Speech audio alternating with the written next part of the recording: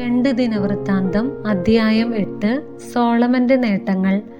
ദേവാലയവും കൊട്ടാരവും പണിയുവാൻ സോളമന് 20 വർഷത്തോളം വേണ്ടിവന്നു.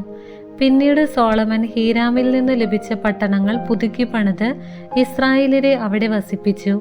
അതിനുശേഷം സോളമൻ ഹമാത്ത് സോബ പിടിച്ചടക്കി. മരുഭൂമിയിൽ തദ്മോറും ഹമാത്തിൽ സംഭരണ നഗരങ്ങളും പണികഴിപ്പിച്ചു.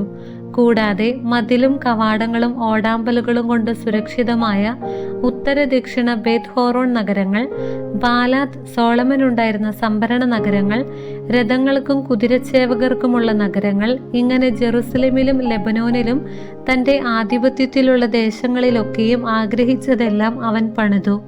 ഇസ്രായേല്യരല്ലാത്ത ഹിത്യർ, അമോര്യർ, പെരീസ്യർ, ഹിവ്യർ, ജബൂസ്യർ എന്നിങ്ങനെ ദേശത്ത് ശേഷിച്ചിരുന്നവരെ സോളമൻ ദാസ്യവൃത്തിക്ക് നിയോഗിച്ചു. അവർ ഇന്നും അങ്ങനെ തുടരുന്നു. എന്നാൽ ഇസ്രായേല്യരെ സോളമൻ അടിമവേലയ്ക്ക് ഏർപ്പെടുത്തിയില്ല. അവരെ പടയാളികളായും പടത്തലവന്മാരായും രഥങ്ങളുടെയും കുതിരകളുടെയും അധിപതികളായും നിയമിച്ചു. സോളമൻ രാജാവിന്റെ പ്രധാന സേവകന്മാരായി ജനത്തിന്റെ മേൽനോട്ടം വഹിച്ചിരുന്നവർ 250 പേരുണ്ടായിരുന്നു. കർത്താവിന്റെ പേടകം ഇരിക്കുന്നിടം വിശുദ്ധമാണ്. ആകയാൽ ഫറവോയുടെ മകളായ എൻ്റെ ഭാര്യ ഇസ്രായേൽ രാജാവായ ദാവീദിന്റെ കൊട്ടാരത്തിൽ വസിച്ചുകൂടാ എന്ന് പറഞ്ഞ് സോളമൻ അവളെ അവിടെ നിന്ന് കൊണ്ടുപോയി അവൾക്കായി പണിത കൊട്ടാരത്തിൽ പാർപ്പിച്ചു.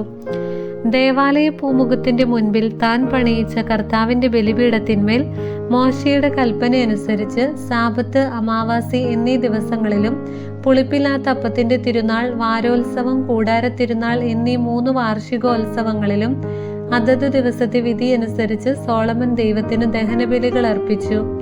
തന്റെ പിതാവായ ദാവീദ് നിർദ്ദേശിച്ചിരുന്നത് പോലെ പുരോഹിതന്മാരെ ഗണം തിരിച്ച് അതത് ശുശ്രൂഷയ്ക്കായി നിയോഗിച്ചു. സ്തുതിഗീതം ആലപിക്കാനും പുരോഹിതന്മാരെ സഹായിക്കാനുമായി ലേവ്യരെ ഓരോ ദിവസത്തെ ക്രമമനുസരിച്ച് നിയമിച്ചു. കൂടാതെ ഓരോ വാതിലിനും കാവൽക്കാരെയും നിയോഗിച്ചു. ദൈവപുരുഷനായ ദാവീദ് ഇങ്ങനെയെല്ലാം കൽപ്പിച്ചിട്ടുണ്ടായിരുന്നു.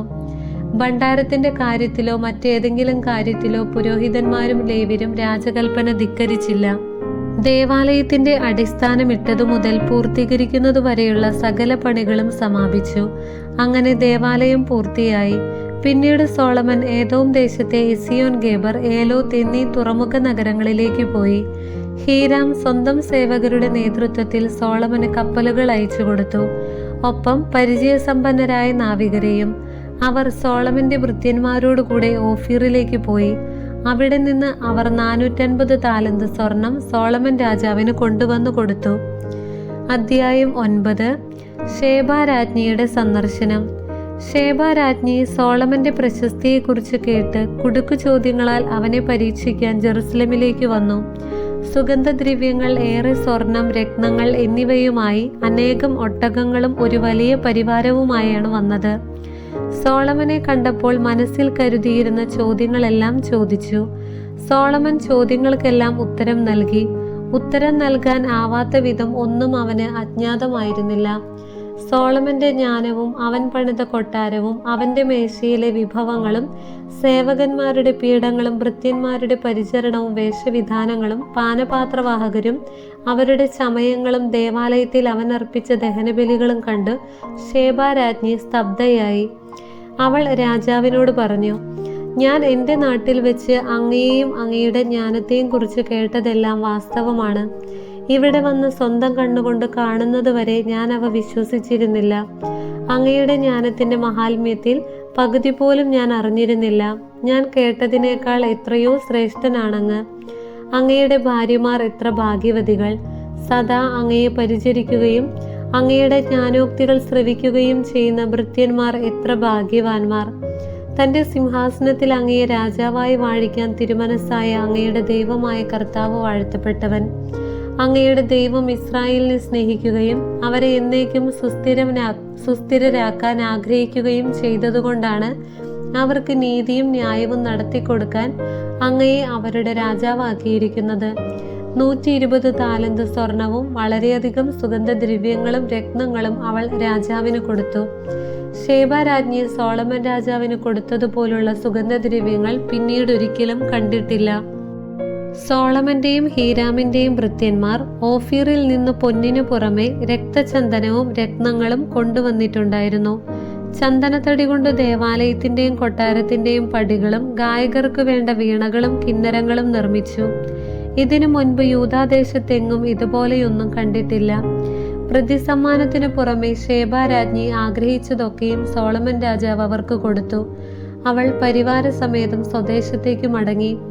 സോളമന്റെ സമ്പത്ത് വ്യാപാരികളും വണിക്കുകളും കൊടുത്തിരുന്നതിനു പുറമെ സോളമന് പ്രതിവർഷം 660 താലന്ത് സ്വർണം ലഭിച്ചിരുന്നു.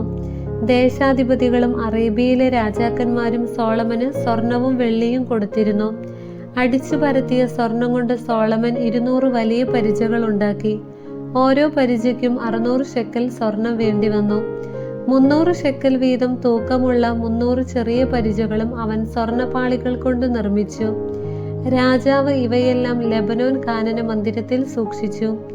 രാജാവ് ദന്തം കൊണ്ടൊരു വലിയ സിംഹാസനം പണിത് തങ്കം പൊതിഞ്ഞു.